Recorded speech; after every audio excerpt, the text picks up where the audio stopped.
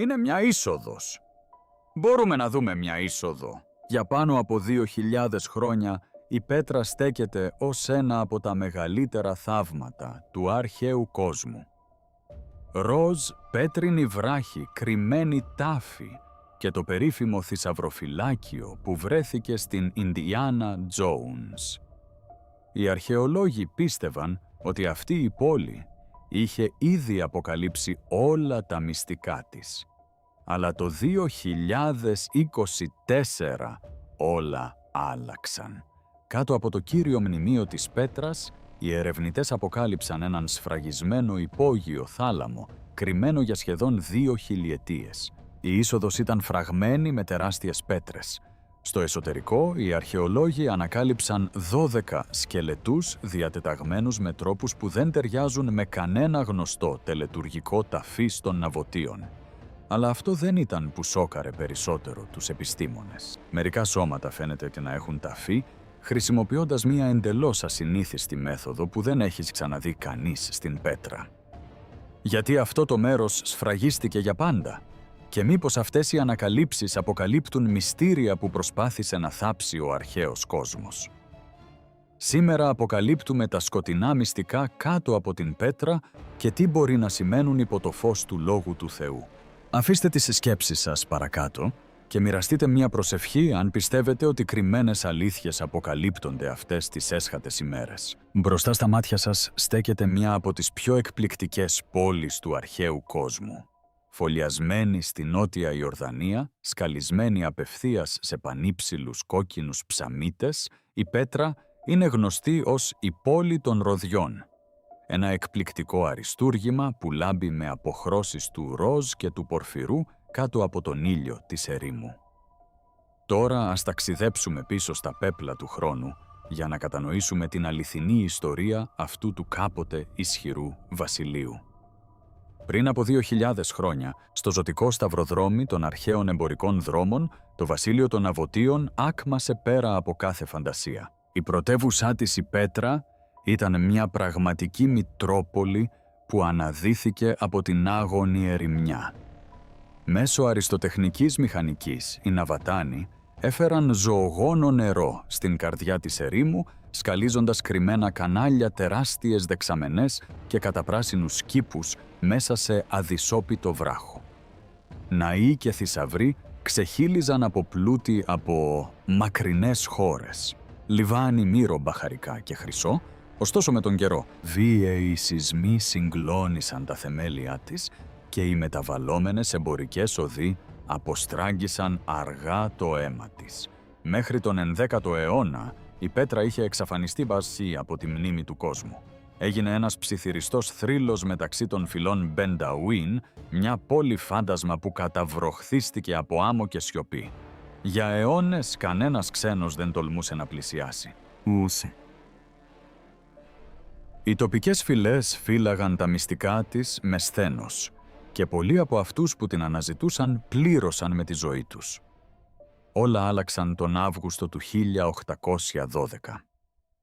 Ένας νεαρός Ελβετός εξερευνητής, ο Ιόαν Λούντβιχ Μπουργκαρντ, αποφάσισε να βρει αυτήν την χαμένη πόλη πάση θυσία. Ήξερε πολύ καλά ότι ως Ευρωπαίος έπαιρνε ένα μεγάλο ρίσκο. Γι' αυτό ο Μπουργκαρντ έκανε ένα πολύ απεγνωσμένο βήμα. Έμαθε αραβικά και πήρε το όνομα Ιμπραήμ Ιμπάν Αμπνταλά. Ντύθηκε με ανατολίτικα ρούχα και προσποιήθηκε τον φτωχό προσκυνητή. Το σχέδιό του πέτυχε και ο οδηγός τον οδήγησε μέσα από ένα στενό σκοτεινό φαράγγι που ονομαζόταν Σικ. Ξαφνικά τα τείχη του φαραγγιού άνοιξαν και ο θησαυρός εμφανίστηκε μπροστά στα μάτια του εξερευνητή.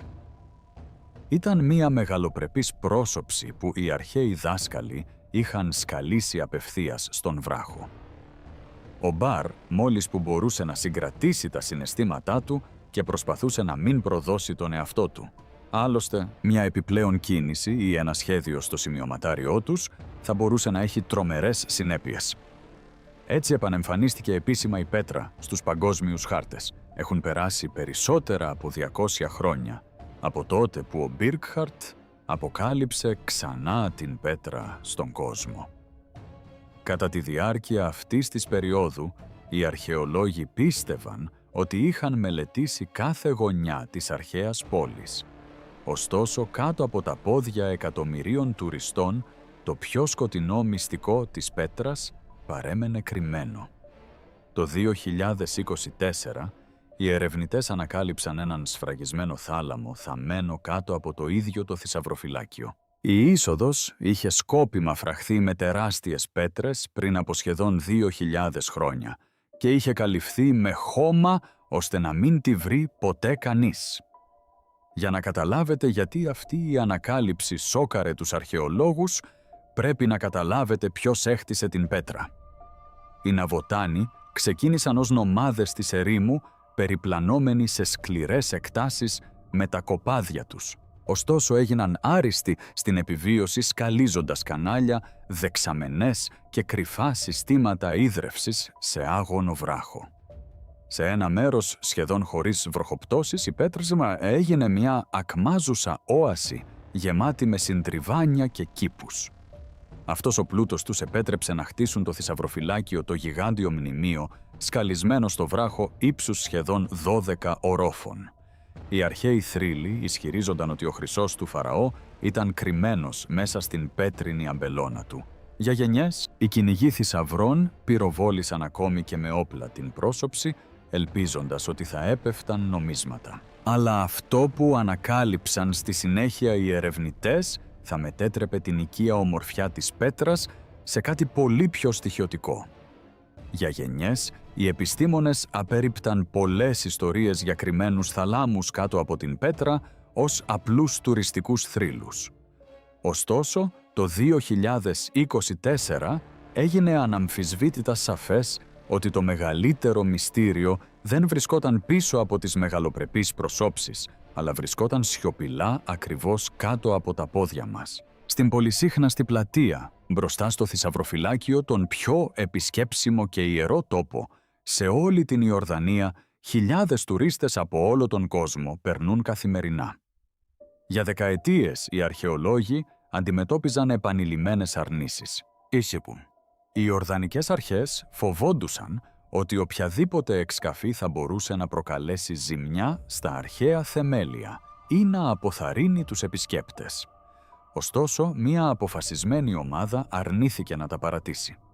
Πρότειναν νέα έργα χρησιμοποιώντας την πιο προηγμένη σύγχρονη τεχνολογία, υπόσχοντας ελάχιστες επιπτώσεις στο μνημείο. Μετά από πολλά χρόνια επιμονή στο τμήμα αρχαιοτήτων της Ιορδανίας, τελικά χορήγησε έγκριση υπό εξαιρετικά αυστηρούς όρους. Κάθε γραμμάριο χώματος έπρεπε να καταγραφεί προσεκτικά. Δεν επρόκειτο ποτέ για θησαυρούς, αλλά για την αποκάλυψη αληθινής γνώσης του παρελθόντος. Αμερικανοί και Σκοτσέζοι ειδικοί ενώθηκαν με Ιορδανούς ειδικούς και αξιωματούχους του Εθνικού Οργανισμού σε μια σπάνια στιγμή συνεργασίας. Πριν από οποιαδήποτε εργασία φτιαρικού στο έδαφος, η ομάδα πραγματοποίησε τηλεπισκόπηση. Ραντάρ εδάφους έστειλε ραδιοκύματα βαθιά στη γη έως και 10 μέτρα, ανιχνεύοντας αλλαγές στην πυκνότητα. Στην αρχή, οι σαρώσεις αποκάλυψαν μόνο αναμενόμενες ρογμές και αρχαία κανάλια νερού. Ξαφνικά, ένα αιχμηρό, τέλεια ορθογώνιο σχήμα εμφανίστηκε στις οθόνες, οι άκρες του πολύ ακριβείς για να είναι φυσικές. Το ονόμασαν θάλασσα ανομαλίας, αλλά η ομάδα σύντομα το ονόμασε σφραγισμένο θάλαμο. Αλλά τι ακριβώς κρυβόταν πίσω από αυτό το τέλειο ορθογώνιο σχήμα?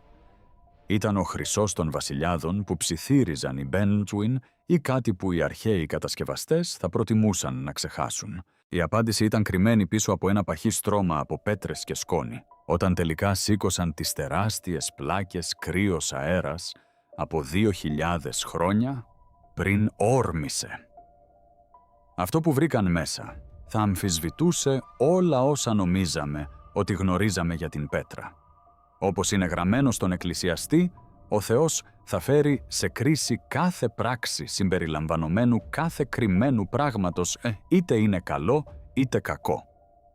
Και όπως θρηνεί ο ψαλμοδός, θα γίνουν γνωστά τα θαύματά σου στο σκοτάδι ή η δικαιοσύνη σου στη γη της λίθης.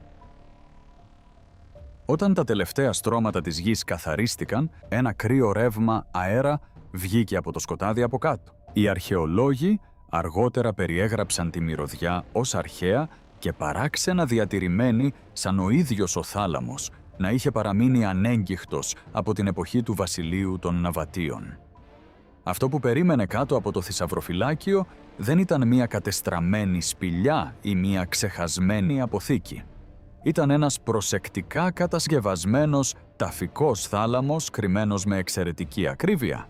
Κατά μήκος των τοίχων υπήρχαν σκαλιστές κόγχες που πιθανότατα χρησιμοποιούνταν για προσφορές και τελετουργικά αντικείμενα. Στη συνέχεια σιγά-σιγά τα πρώτα ανθρώπινα λείψανα αναδύθηκαν από τις σκιές. Ένα κρανίο βρισκόταν σε τέλεια ευθυγράμμιση με τη σπονδυλική του στήλη πάνω σε μια πέτρινη πλατφόρμα σαν το σώμα να είχε τοποθετηθεί εκεί πρόσφατα. Σύντομα περισσότεροι σκελετοί εμφανίστηκαν κοντά. Ο ένας μετά τον άλλον αποκαλύφθηκε ο θάλαμος προσεκτικά διατεταγμένος. Τα λείψανα διατηρούνται σε αξιοσημείωτη κατάσταση μετά από σχεδόν 2.000 χρόνια κάτω από το έδαφος. Κανένα από τα σώματα δεν φαινόταν εγκαταλελειμμένο ή πεταμένο απρόσεκτα. Αρκετά κρατούσαν ακόμα κεραμικά αγγεία και μικρά δοχεία θυμιάματος πιεσμένα στα πλευρά και τα χέρια τους. Το δωμάτιο επικράτησε τόσο σιωπηλό που ακόμη και οι αρχαιολόγοι άρχισαν να μιλούν μόνο ψιθυριστά. Δεν υπήρχαν σημάδια λαιλασίας, ούτε σπασμένα κόκαλα σκορπισμένα από κλέφτες που έψαχναν για θησαυρούς. Όλα παρέμειναν σχεδόν ακριβώς εκεί που τα είχαν αφήσει οι αρχαίοι κατασκευαστές.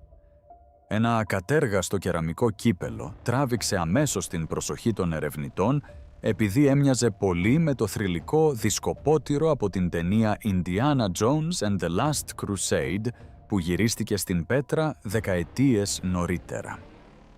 Ωστόσο αυτή η ανακάλυψη δεν έφερε καμία σχέση με τη φαντασία του Χόλιγουντ. Οι αρχαιολόγοι πιστεύουν ότι το αγγείο μπορεί να είχε βαθιά προσωπική σημασία για τους νεκρούς, ίσως χρησιμεύοντας ως η τελική τους σύνδεση με τον κόσμο από πάνω. Όσο όμως οι επιστήμονες μελετούσαν βαθύτερα τον θάλαμο, τόσο πιο ανησυχητικό γινόταν. Οι τάφοι των Ναβατίων συνήθως περιείχαν επιγραφές, προειδοποιήσεις, κατάρες ή ονόματα που τιμούσαν τους νεκρούς. Εδώ δεν υπήρχε τίποτα, ούτε σύμβολα, ούτε ταυτότητα, μόνο σιωπή σφραγισμένη κάτω από πέτρα. Μερικοί ερευνητές πιστεύουν τώρα ότι αυτά τα άτομα σβήστηκαν σκόπιμα από την ίδια τη μνήμη, καταδικασμένα να εξαφανιστούν στο σκοτάδι για πάντα.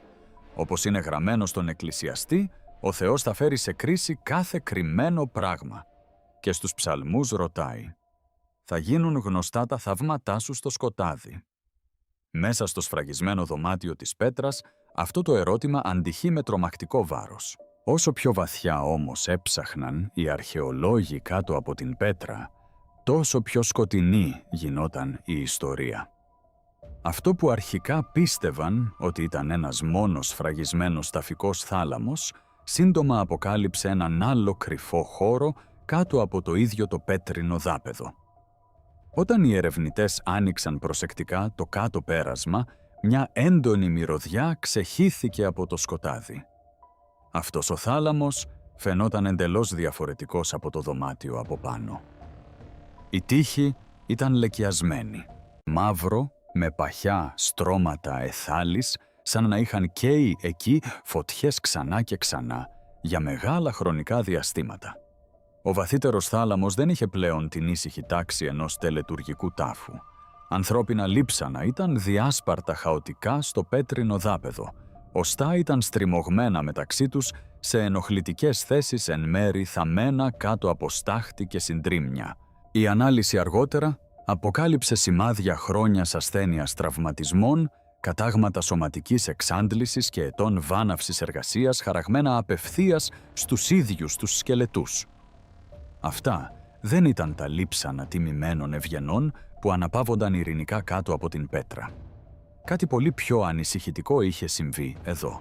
Ακόμα και μετά από σχεδόν 2.000 χρόνια ο θάλαμος διατήρησε ίχνη που θα έπρεπε να είχαν εξαφανιστεί προπολού. Οι επιστήμονες ανακάλυψαν μικροσκοπικά θραύσματα δέρματος και μαλλιών που εξακολουθούσαν να είναι προσκολλημένα σε ορισμένα λείψανα, επειδή το υπόγειο δωμάτιο είχε παραμείνει σχεδόν τέλεια σφραγισμένο από τον εξωτερικό αέρα. Μέσα σε τελετουργικά κύπελα, οι ερευνητές βρήκαν σκούρο ίζημα που περιείχε ασυνήθιστα υψηλά επίπεδα σιδήρου αναμεμειγμένα με οργανικά υπολείμματα. Οι ειδικοί πιστεύουν τώρα ότι θυμίαμα έλαια μείγματα με βάση το αίμα και τελετουργικές ουσίες μπορεί να έχουν καεί επανειλημμένα μέσα στον θάλαμο κατά τη διάρκεια τελετών που σχετίζονταν με τον θάνατο και τον κόσμο των πνευμάτων. Και καθώς τα στοιχεία γινόταν πιο σκοτεινά, πολλοί δεν μπορούσαν να αγνοήσουν τις προειδοποιήσεις που είχαν ήδη γραφτεί στις γραφές. Το Δευτερονόμιο 18:10 έως 12 καταδικάζει τις απαγορευμένες πρακτικές που συνδέονται με τους νεκρούς, τη μαντεία και τις απόκρυφες τελετουργίες που εκτελούνται κρυφά.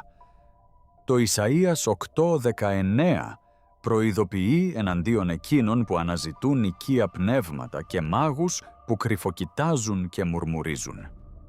Ακόμη και η πτώση του βασιλιά Σαούλ ξεκίνησε όταν αναζήτησε κρυμμένη γνώση μέσω απαγορευμένων πνευματικών πρακτικών, αντί να αναζητήσει τη φωνή του Θεού. Στεκόμενος μέσα σε αυτόν τον καλυμμένο με εθάλη θάλαμο κάτω από την πέτρα, γίνεται αδύνατο να μην νιώσει κανείς το πνευματικό βάρος αυτών των αρχαίων προειδοποιήσεων. Επειδή κάτω από την ομορφιά των πέτρινων μνημείων και των ξεχασμένων βασιλείων, η ανθρωπότητα συχνά έκρυβε τις πιο σκοτεινές τελετουργίες της μακριά από το φως του Θεού, τουλάχιστον 12 άτομα ανακαλύφθηκαν μέσα στο υπόγειο συγκρότημα. Μερικά σώματα αναπαύονταν σε προσεκτικά διατεταγμένες θέσεις, ενώ άλλα φαινόταν να συνδέονται με κάτι πολύ πιο σκοτεινό. 3 σκελετοί τοποθετημένοι δίπλα-δίπλα τράβηξαν αμέσως την προσοχή των αρχαιολόγων λόγω της παράξενης ακρίβειας της διάταξής τους. Φαινόταν σκόπιμο σχεδόν τελετουργικό, σαν τα σώματα να είχαν τοποθετηθεί σύμφωνα με ένα τελετουργικό μοτίβο που πλέον έχει χαθεί στην ιστορία. Ένα άτομο φορούσε ακόμα στολίδια που συνδέονταν με υψηλότερη κοινωνική θέση, γεγονός που υποδηλώνει ότι τουλάχιστον ένας από τους νεκρούς μπορεί να ανήκε στην ελίτ της πέτρας. Ωστόσο, κοντά 2 νεότερα σώματα αποκάλυψαν σοβαρούς τραυματισμούς σε όλη τη σκελετική τους δομή.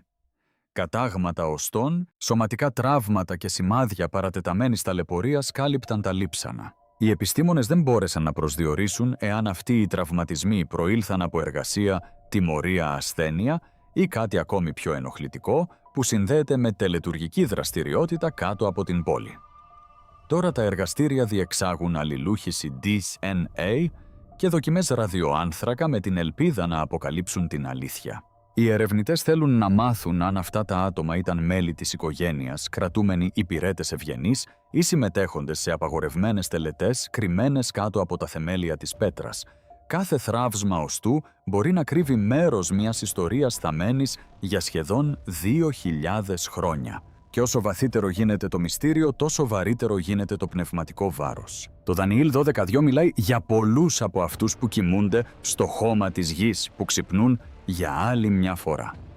Το Ρωμαίους 2:16 δηλώνει ότι ο Θεός θα κρίνει μία μέρα τα μυστικά που είναι κρυμμένα στις καρδιές των ανθρώπων. Τίποτα που είναι θαμμένο κάτω από πέτρα δεν παραμένει κρυμμένο για πάντα μπροστά στα μάτια του Κυρίου. Αποκαλύπτει το κρυμμένο σκοτάδι της ίδιας της ανθρωπότητας. Η αρχαία πάλη μεταξύ δύναμης θανάτου μυστικότητας και της αιώνιας εξουσίας του Θεού. Αυτό που ξεκίνησε ως ένας μόνος σφραγισμένος θάλαμος εγείρει τώρα φόβους ότι ένας ολόκληρος υπόγειος λαβύρινθος θα μπορούσε ακόμα να κρύβεται κάτω από την αρχαία πόλη. Οι ερευνητές πιστεύουν ολοένα και περισσότερο ότι ο θάλαμος που αποκαλύφθηκε κάτω από τον θησαυρό ήταν μόνο το πρώτο στρώμα από κάτι πολύ βαθύτερο που ήταν θαμμένο κάτω από τα θεμέλια της πέτρας.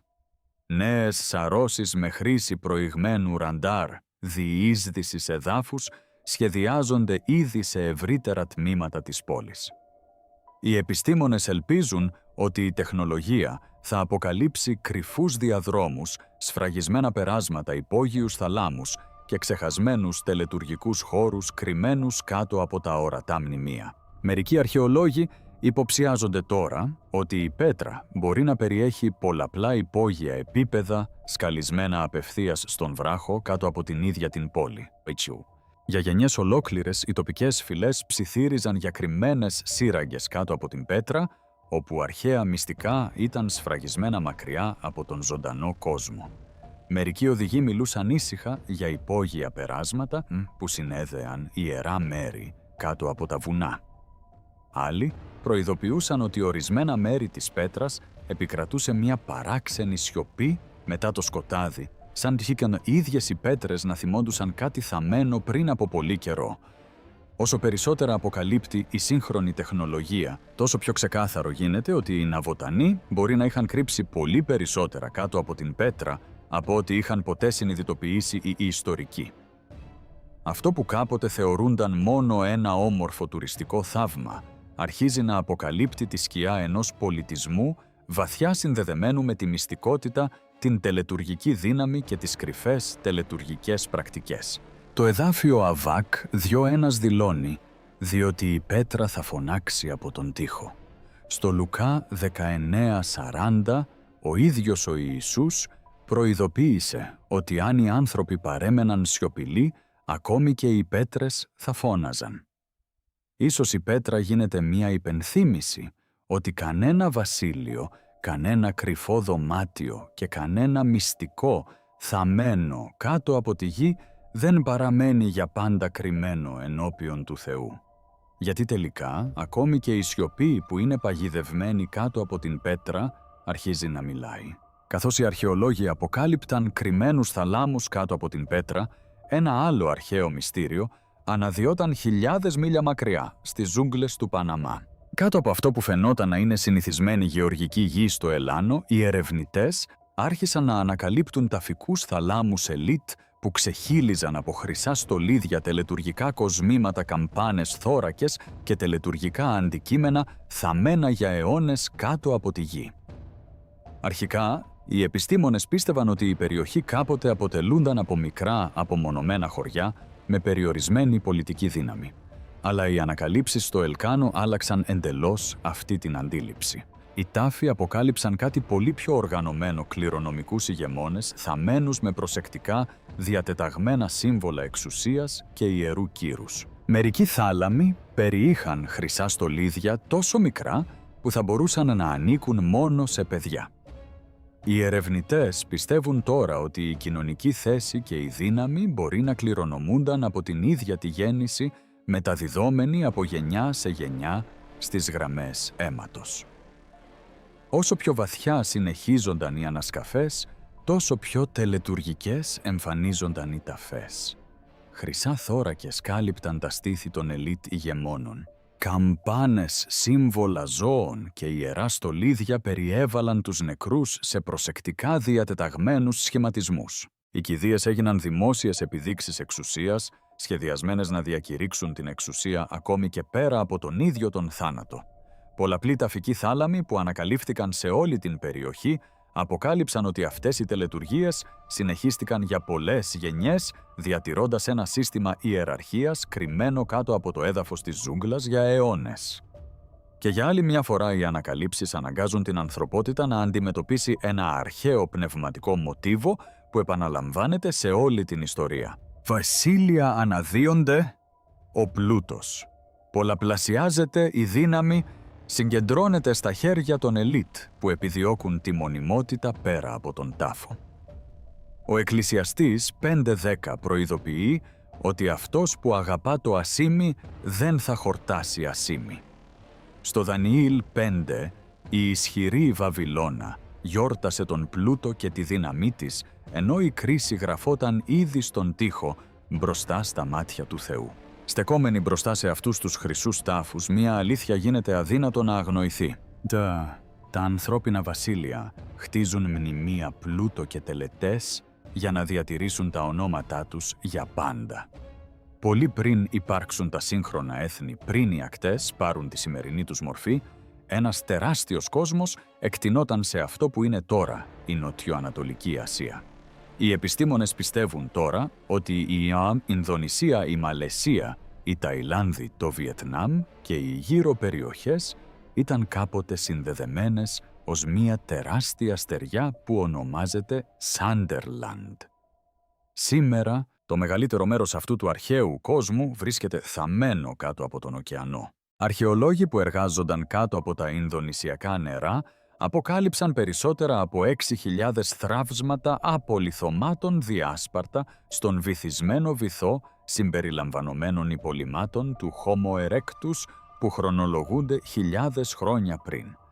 Οι αρχαίοι άνθρωποι κάποτε περπατούσαν ελεύθερα σε πεδιάδες που δεν υπάρχουν πια. Τεράστια ζώα διέσχιζαν ανοιχτές κοιλάδες που τώρα ήταν κρυμμένες κάτω από σκοτεινά νερά των ωκεανών. Ποτάμια κάποτε έρεαν μέσα από εδάφη, όπου τα πλοία τώρα πλέουν πάνω από σιωπηλά ερείπια ξεχασμένων τοπίων. Οι ερευνητές πιστεύουν ότι το τέλος της εποχής των παγετώνων άλλαξε τα πάντα. Καθώς οι θερμοκρασίες αυξάνονταν, οι παγετώνες έλειωναν και η στάθμη της θάλασσας σιγά σιγά καταβρόχθιζε τη γη. Ολόκληρες μεταναστευτικές οδοί εξαφανίστηκαν κάτω από την άνοδο της στάθμης των υδάτων. Δάση κυνηγετικά εδάφη και αρχαίοι οικισμοί καταβροχθίστηκαν από τη θάλασσα, μέχρι που σχεδόν κανένα ίχνος δεν παρέμεινε ορατό στον σύγχρονο κόσμο. Αυτό που κάποτε φιλοξενούσε ζωή έγινε ένα σιωπηλό υποβρύχιο νεκροταφείο κρυμμένο κάτω από τα βάθη. Η Γένεση 7 περιγράφει τα νερά του κατακλυσμού που ανέβαιναν στη γη μέχρι που ολόκληροι πολιτισμοί εξαφανίστηκαν κάτω από την κρίση και το νερό. Το Λουκάς 17:27 προειδοποιεί ότι στις ημέρες πριν από την καταστροφή η ανθρωπότητα συνέχισε να τρώει, να πίνει, να παντρεύεται και να ζει κανονικά μέχρι που ήρθε ο κατακλυσμός και τους κατέστρεψε όλους. Ο προφήτης Ισαΐας διακήρυξε στον Ισαΐα 24:19 ότι η γη έχει διαλυθεί ολοκληρωτικά. Ο Ψαλμός 104:6 έως 9 μιλάει για νερά που κάποτε κάλυπταν τη γη ενώπιον του Θεού, καθιερωμένα όρια για τις θάλασσες. Ακόμα και το Ιώβ 12:15 μας υπενθυμίζει ότι όταν ο Θεός συγκρατεί ή απελευθερώνει τα νερά, ολόκληρες χώρες μπορούν να ανατραπούν. Ολόκληροι πολιτισμοί μπορούν να εξαφανιστούν. Βασίλεια μπορούν να βυθιστούν κάτω από τα νερά της ιστορίας. Αλλά ο λόγος του Θεού παραμένει όρθιος πολύ καιρό, αφότου κάθε ξεχασμένη γη έχει εξαφανιστεί κάτω από τα βάθη. Η πέτρα έχει από καιρό γιορταστεί ως ένα θαύμα ομορφιάς. Πανύψηλη ροζ βράχη μεγαλοπρεπής ναή και αριστουργηματική αρχιτεκτονική σκαλισμένη απευθείας στην πέτρα. Ωστόσο, οι ανακαλύψεις κάτω από το θησαυροφυλάκιο αναγκάζουν τον κόσμο να αντιμετωπίσει μία άλλη πραγματικότητα κρυμμένη πίσω από αυτή την ομορφιά. Κάτω από τις σκαλιστές προσώψεις βρισκόταν ένας πολιτισμός ικανός για μυστικότητα, τελετουργική σιωπή και σκόπιμη ταφή της αλήθειας. Η σύγχρονη αρχαιολογία αποκαλύπτει σιγά σιγά ιστορίες που ο αρχαίος κόσμος μπορεί να ήθελε απεγνωσμένα να ξεχαστούν. Ο σφραγισμένος θάλαμος έχει μεταμορφώσει την πέτρα από σύμβολο θαύματος σε κάτι πολύ πιο ανησυχητικό. Ένα μέρος όπου η ίδια η μνήμη ήταν θαμμένη κάτω από στρώματα γης και πέτρας. Κάθε σκελετός, κάθε τελετουργικό σκεύος, κάθε κρυφό πέρασμα μοιάζει με ηχό που αναδύεται από το σκοτάδι της ιστορίας. Η επιστολή προς Εφεσίους 5:13 λέει «Όλα τα ελεγχόμενα φανερώνονται από το φως». Το εδάφιο Εκκλησιαστής 3:17 υπενθυμίζει στην ανθρωπότητα ότι ο Θεός θα κρίνει και τους δίκαιους και τους ασεβείς, διότι υπάρχει προσδιορισμένος καιρός για κάθε κρυφό πράγμα. Οι αριθμοί 32 έως 23 προειδοποιούν «Βεβαιώσου ότι η αμαρτία σου θα σε βρει». Υπάρχει κάτι βαθιά πνευματικό στο να βλέπεις αρχαίους θαλάμους να ανοίγουν ξανά μετά από αιώνες σιωπής, σαν Ισού Τσαούμς, η ίδια η γη να απελευθερώνει θαμμένες μαρτυρίες από πολιτισμούς που έχουν περάσει πρόπολου. Ακόμα και το Αβακούμ 2:11 δηλώνει ότι η πέτρα θα φωνάξει από τον τοίχο. Οι πέτρες δεν μιλούν πλέον μόνο για δόξα εμπόριο και ξεχασμένα βασίλεια, αρχίζουν να ψιθυρίζουν για το κρυμμένο σκοτάδι που οι άνθρωποι προσπάθησαν να θάψουν από κάτω τους. Πολύ πριν η πέτρα γίνει μια ξεχασμένη πόλη, θα μένει κάτω από την άμμο της ερήμου. Οι Ναβατάνοι κυριαρχούσαν σε μερικές από τις σημαντικότερες εμπορικές οδούς στη γη.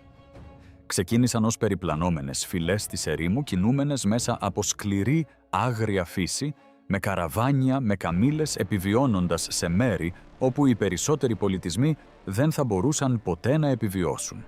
Ωστόσο, με την πάροδο του χρόνου, αυτοί οι νομάδες έχτισαν ένα από τα πλουσιότερα βασίλεια του αρχαίου κόσμου, κρυμμένο ανάμεσα στα κόκκινα όρη της Ιορδανίας.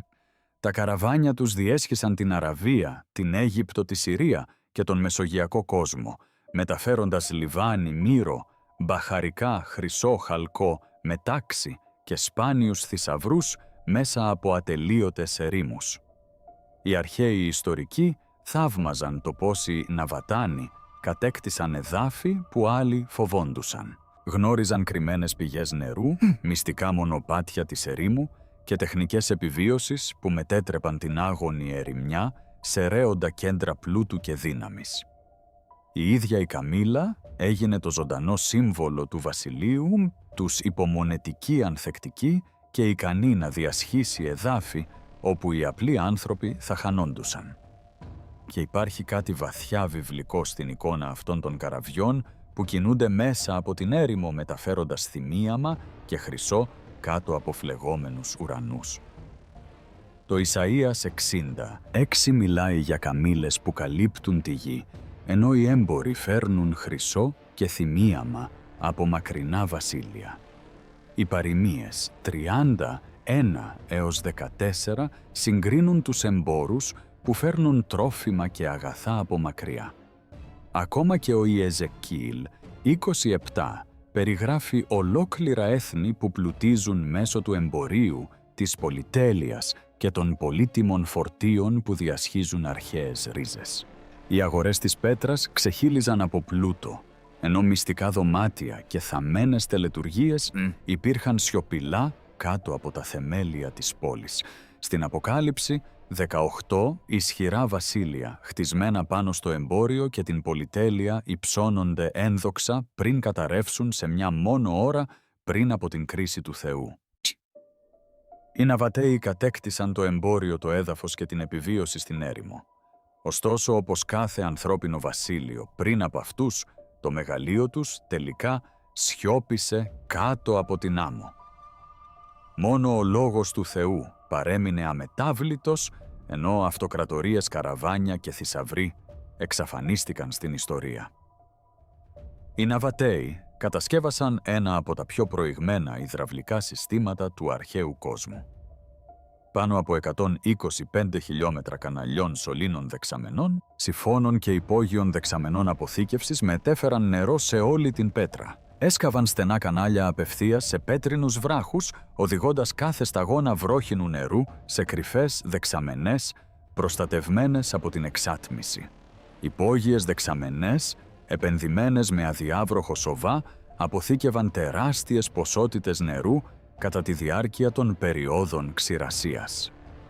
Καθώς τα καραβάνια έμπαιναν στην πέτρα, μέσα από το στενό άρρωστο φαράγγι, οι ταξιδιώτες λέγεται ότι άκουγαν τον ήχο του τρεχούμενου νερού να αντυχεί στους πέτρινους τοίχους. Κήποι οπορώνες, συντριβάνια και πισίνες εμφανίζονταν στη μέση της άγονης ερημιάς σαν κάτι σχεδόν υπερφυσικό. Στους αρχαίους επισκέπτες η πέτρα πρέπει να φαινόταν λιγότερο σαν ανθρώπινη πόλη και περισσότερο σαν ένα κρυφό βασίλειο που διατηρούνταν μέσα στην ίδια την έρημο. Και όσο πιο βαθιά μελετά κανείς την πέτρα, τόσο πιο ξεκάθαρο γίνεται ότι το νερό ήταν κάτι περισσότερο από επιβίωση. Έγινε σύμβολο δύναμης. Όποιος έλεγχε το νερό, έλεγχε την ίδια τη ζωή στην έρημο. Ο πλούτος στο εμπόριο και η επιρροή έρεαν μέσα από την πέτρα, επειδή οι Ναβατέοι κυριαρχούσαν σε ό,τι άλλοι δεν μπορούσαν. Η Αγία Γραφή συχνά χρησιμοποιεί το νερό ως σημάδι ζωής και ως σύμβολο της εξουσίας του Θεού. Ο Ισαΐας 35:6 προφητεύει ότι θα αναβλήσουν νερά στην έρημο και ριάκια στην έρημο. Το Ιερεμίας 2:13 προειδοποιεί να μην εγκαταλείψουμε την πηγή των ζωντανών νερών. Στο Ιωάννη 4:14, ο Ιησούς μιλάει για το αληθινό ζωντανό νερό που αναβλύζει σε αιώνια ζωή. Ωστόσο, ακόμη και οι δεξαμενές της πέτρας τελικά στέρεψαν. Τα συντριβάνια της σίγησαν. Οι κήποι εξαφανίστηκαν κάτω από την άμμο και την πέτρα. Τα ανθρώπινα βασίλεια μπορεί να ελέγχουν το νερό για μια εποχή, αλλά μόνο ο Θεός παραμένει η αιώνια πηγή ζωής σε κάθε έρημο που διασχίζει η ανθρωπότητα. Η πέτρα ήταν πολύ περισσότερο από μια πόλη σκαλισμένη στην πέτρα. Στον αρχαίο κόσμο έγινε μια από τις μεγαλύτερες εμπορικές πρωτεύουσες στη γη. Ένα σταυροδρόμι όπου ο πλούτος από μακρινά βασίλεια έρεε μέσα από την έρημο σαν ποτάμια χρυσού. Μέρα με τη μέρα τεράστια καραβάνια με καμήλες διέσχιζαν χιλιάδες χιλιόμετρα, μεταφέροντας λιβάνι, μύρο, μπαχαρικά, μετάξι χαλκό, πολύτιμους λίθους και σπάνιους θησαυρούς από την Νότια Αραβία προς τον Μεσογειακό κόσμο. Το Ιεζεκιήλ 27 μιλάει για έθνη που πλουτίστηκαν μέσω του εμπορίου, της πολυτέλειας και της ανταλλαγής πολύτιμων φορτίων που διέρχονταν μεταξύ των βασιλείων. Το ασήμιο χρυσό στα μπαχαρικά, το θυμίαμα και τα εκλεκτά αγαθά έγιναν σύμβολα δύναμης και ανθρώπινης δόξας. Ωστόσο, η βίβλος προειδοποιεί επίσης πόσο γρήγορα ο πλούτος μπορεί να τυφλώσει τους πολιτισμούς στην πνευματική διαφθορά που αναπτύσσεται κάτω από την επιφάνεια. Η Αποκάλυψη 18:11 περιγράφει τους εμπόρους να θρηνούν, καθώς τα ισχυρά βασίλεια καταραίουν και τα πλούτη τους εξαφανίζονται σε μία στιγμή πριν από την κρίση του Θεού. Ιακώβου 5. 1-3 προειδοποιεί τους πλούσιους ότι οι θησαυροί που είναι αποθηκευμένοι στη γη τελικά σαπίζουν, ενώ η κρίση πλησιάζει αόρατη. Η πέτρα έφτασε σε εξαιρετική ακμή κατά τον 1ο αιώνα μετά Χριστόν. Οι αγορές της άκμασαν τα καραβάνια της, πολλαπλασιάστηκαν, η επιρροή της εκτινόταν σε ερήμους και αυτοκρατορίες. Ωστόσο σήμερα οι κάποτε πολυσύχναστες εμπορικές της διαδρομές στέκονται σιωπηλές κάτω από σπασμένες πέτρες και παρασυρώμενη άμμο. Τα βασίλεια που χτίστηκαν πάνω στον πλούτο τελικά εξασθενούν, αλλά η εξουσία του Θεού παραμένει ανέγκυχτη, ενώ οι μεγαλύτερες πόλεις της ιστορίας εξαφανίζονται στη σκόνη. Ψηλά πάνω από τις κοιλάδες και τους πέτρινους ναούς της πέτρας, οι ναβώτιοι ιερείς σκαρφάλωναν κάποτε σε ιερές βουνοκορφές, με θέα ολόκληρο το βασίλειο της ερήμου από κάτω. Σκαλισμένοι στους βράχους υπήρχαν αρχαίοι βωμοί, μαυρισμένοι από τον καπνό του θυμιάματος και τις τελετουργικές φωτιές που έκαιγαν κάτω από τον ανοιχτό ουρανό. Θρησκευτικές πομπές πιθανότατα κινούνταν προς τα πάνω μέσα από τα βουνά κατά τη διάρκεια ιερών γιορτών, ενώ οι ιερείς μετέφεραν προσφορές στους θεούς τους στους υψηλούς τόπους της πέτρας. Δίδυμες πέτρινες κολόνες που στέκονταν πάνω από την πόλη μπορεί να συμβόλιζαν τις θεότητες των Ναβατάν Ντουτσάρα και Αλ Ουζούζα, μορφές που συνδέονταν με τη δύναμη, τη γονιμότητα, τα αστέρια, τη βασιλεία και την προστασία.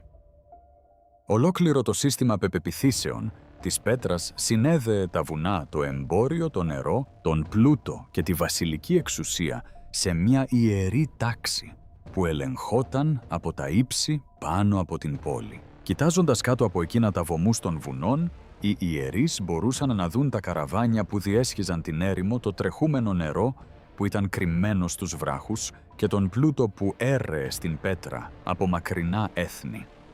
Ωστόσο, η Αγία Γραφή προειδοποιεί επανειλημμένα για πολιτισμούς που χτίζουν λατρεία σε υψηλούς τόπους χωρισμένους από την αληθινή εξουσία του Θεού.